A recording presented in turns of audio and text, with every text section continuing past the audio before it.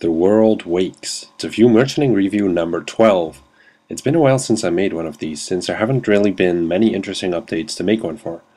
Now this quest is something really special. I haven't had the time to do it myself yet, but from what I've heard, everyone who did it absolutely loved it. Now, because it's something very special, I kind of like the fact that merchanting is not too heavily involved, so people can just enjoy the quest rather than worrying about prices of items. If you haven't done the quest yet, no worries. I'm not going to give away any spoilers that would ruin it for you, so enjoy the video. So on to the review. We first heard about the quest back in November 2012 in a special behind the scenes edition, as we did with many updates anyways.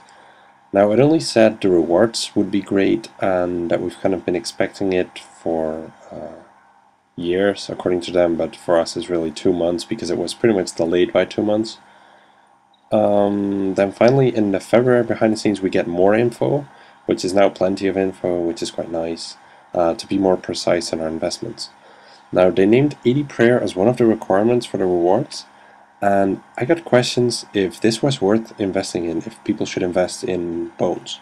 Now my answer was no, because most high-level players already have more prayer than that, and the increase in price wouldn't be significant enough to make it worth an investment in my opinion.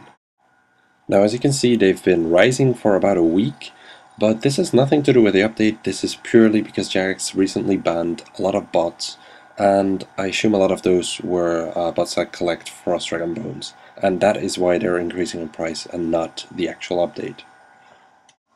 Now the only interesting part in this post from a merchanting point of view is the fact that the quest will unlock a Slayer area with monsters that drop level 85 gloves. Also keep in mind the level 70 Slayer requirement here, because I'll get to that later. Now the level 85 gloves give us pretty much a guaranteed positive effect for weapons, not because they will be so awesome that everyone will be camping there, but simply because of the opportunity it presents to make an item panic rise. Now the big question was, what will be the weakness of this new monster? At this point we knew Glaciers drop the level 85 boots and are weak to magic, more specifically to fire spells, and that is all the info we had to base our investment on, which is not a whole lot. And it's really important to make the right choice, because if you pick the wrong weapon and they have a different weakness, then you're going to lose a lot of money as everyone will be selling your weapon. Not much info really it seemed, but just enough. The fact that it was so uncertain was good for investing, because that leads to less competitors and more panic buyers when the update comes around, as a few people decided beforehand and then they have to do it right when the update comes out. Now personally I overthought it for a while. I thought the chances of Jagex repeating a monster with only a magic weakness again seemed pretty small. So the question still was, would they be weak to ranged, to melee? Would there be no weaknesses at all, or would there be monsters of all three combat styles and thus different weaknesses? Now after taking magic only off the list, I took off melee only and ranged only too, as it was a major quest around Gothix, the god of balance. It only seemed logical to me that these monsters would either have no weakness or that they would have them in all three combat styles to keep this balance and stay in line with the concept. Now my guess was that there would be weaknesses, of course. With this entire evolution of combat system, it would be a bit lame to release a Slayer monster without one. Now even if there had been no weaknesses, all weapons would rise regardless, as people would need them anyways to kill the monster in pretty much the way they prefer. But yeah, even with the weaknesses for these monsters, there was still not enough info to determine what to invest in, as there are weaknesses within a combat style as well, as you all know.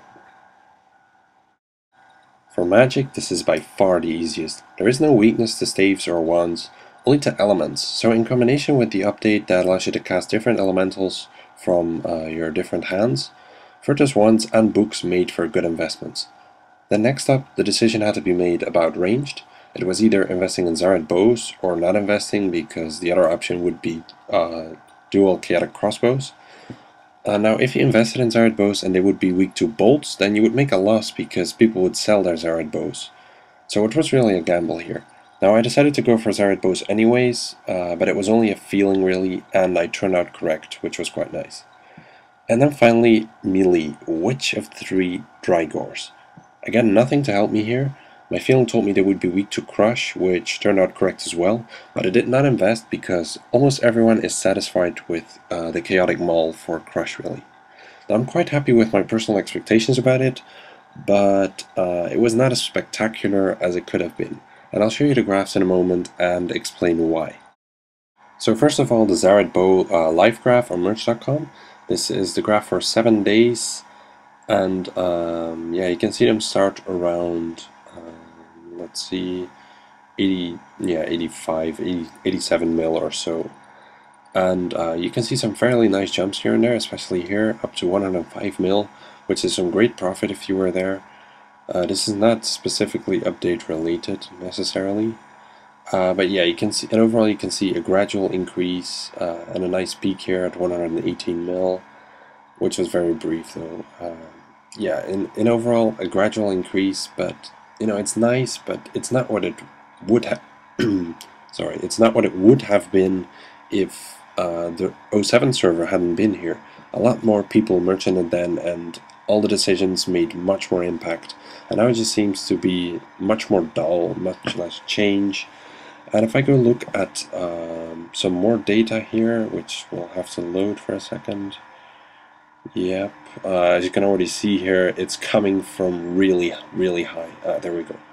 We're talking about 180 mil that it's coming from, and we're talking about 115 mil-ish right now. You can see this decrease in price all this time, and they're coming from really high. And then an update like this has a very, very tiny impact, which is just a bit of a pity. But yeah, that's how it is. You gotta do it with what you have, really.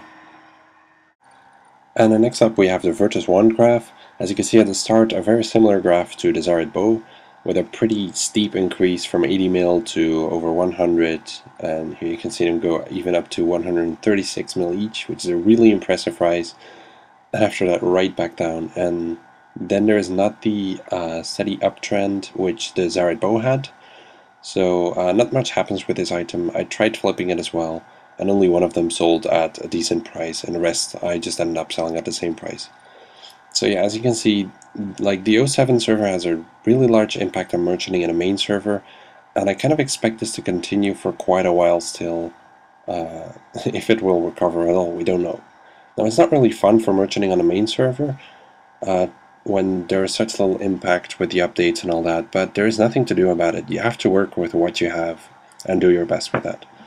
Now, to quickly mention armor still, these monsters aren't specifically powerful because they only have a 70 slayer requirement. There's no way they're going to be that strong like a Glaze Sorcerer.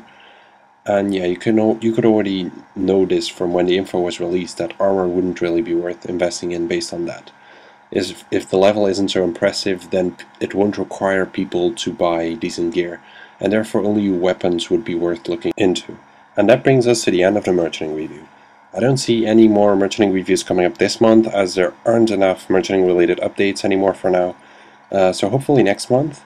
I will of course be continuing the merchanting classes. The next one should be this Friday, and yeah, who knows, we might look into making some videos for RuneScape 07 if there's anything interesting to be shown merchanting related.